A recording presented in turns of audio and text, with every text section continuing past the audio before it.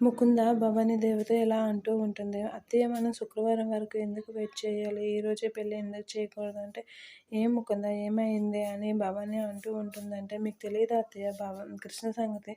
కృష్ణ ఏ సిటమైన మురారి మనసు మార్చగలదు. తను ఏ విధంగానూ మురారిని తన వైపు తిప్పుకోగలదు అంటే, అలా ఎలా అవుతుంది ముకుంద? నేను తనకి మాట ఇచ్చాను, శుక్రవారం వరకు టైం ఇచ్చాను కదా, టైం ఇవ్వని తను ఏటో కనిపెడతామన్నాడు కదా, తప్పులేదని నిరూపిస్తామన్నాడు కదా, నిరూపించింది. ఏం ఏటికేటి లేకుండా నువ్వెందుకు భయపడుతున్నావు అంటే, నేను భయపడడం కాదు అత్తయ్య, మురారి మనసుని ఎలాగైనా మార్చే ఇది కృష్ణకి ఉంది. అది మీకు తెలిసిందే కదా, కృష్ణ ఏ విధంగానే మురారిని మార్చగలదు, తన వైపు తిప్పుకోగలదు.